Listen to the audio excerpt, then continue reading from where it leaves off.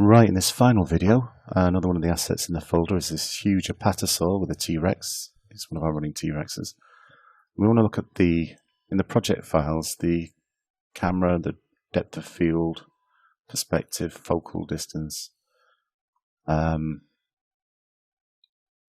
controls in here. Twist it. And orthographic view, perspective. Orthographic's great for positioning things on a ground plane. Perspective, you can get some really over-the-top stylized shots. What we want to do is select a look-at point. When I look at his nose, that's where the focusing point will be. Done. Just scroll down here. We have the option for depth of field. On the preview, it's quite harsh. Select focus point. Again, his nose. So we're getting some depth of field on the head of the apatosaur and the tail. Play with the f-stop, focal distance, as you would with a camera. Really is up to you how you want to set those. I find you can get very realistic shots by, like real nature photography.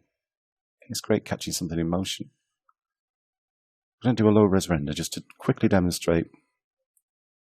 It's possibly too low, this, but with depth of field applied, it can take a few hours for a render. It's just there on the tail, on the head. It's just not quite in focus. The focus is on the T-Rex's nose. There, it's saved in the render file. Obviously, the longer you're prepared to wait for a render to happen, the better the effect. And sometimes if you've got a background that is out of focus, it's just, the integration's perfect. Anyway, this is the female from the building female armor tutorials I did. She comes into this scene. I'm just using this just to drag and drop various materials, some plastics and metallics.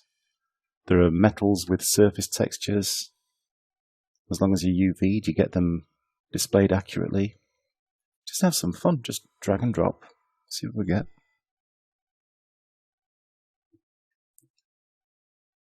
And again, these files are included in the project files.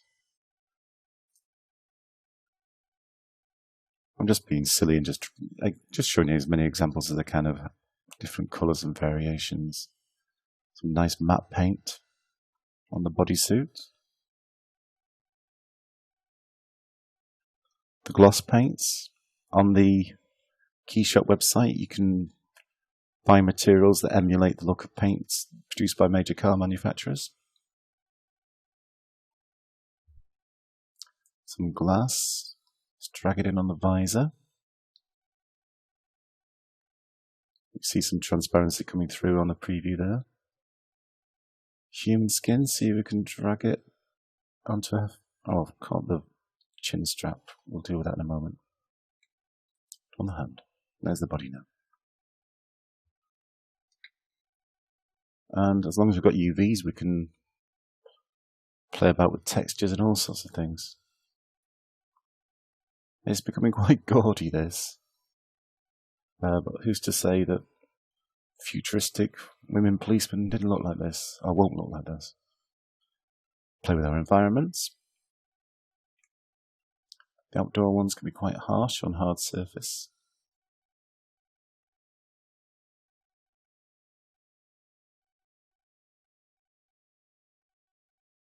The airport one. This is a really naturalistic look. You'll see in a second or two. Right, on the material palettes, let's keep dragging and dropping a few things on here. Make it as busy as we can. But KeyShot's one of those programs. It does come with a 30-day license. You have got a watermark, but I guarantee if you play with it enough, the first thing you do when you've got the money is buy the license. I'm just wondering what I did without it now. Change the material properties. You can add textures to the materials, as we've seen. Roughness. There's the base properties of the materials, which is quite nice.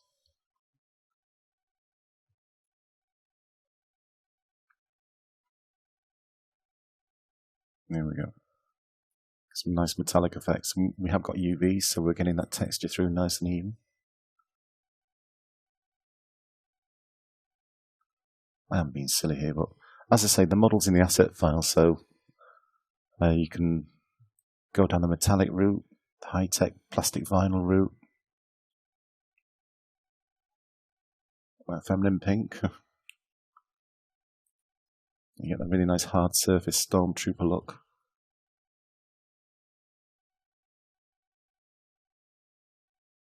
But it really is one of those pieces of software that I think is underused, misunderstood.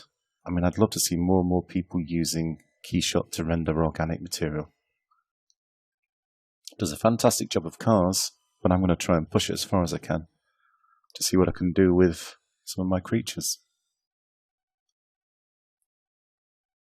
Let's just get her into the center. Might give her a nice environment.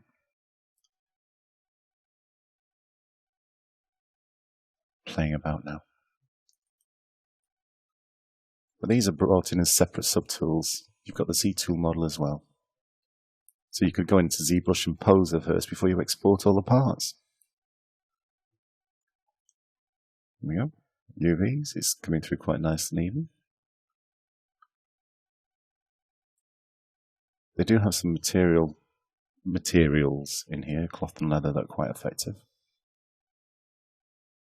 And I have seen more and more people on Z Central using KeyShot to render organic things. It's just, oh, it's wonderful.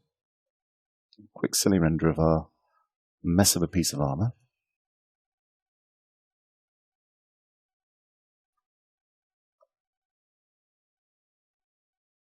It's there, but even just the preview render screen has been incredibly useful to me. Switch on the lighting environment of this airport HDRI. Now you see the size of it. If we go to Project, Size, and increase the size, now we're getting true to life lighting on our model. And she's, even on the preview, starting to look completely integrated, as if she's some kind of movie prop on a stand.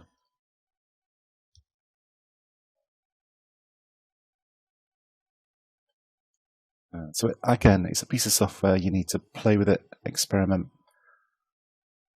And I hope you have fun with this. I've loaded the documentation with dozens of dinosaurs and models.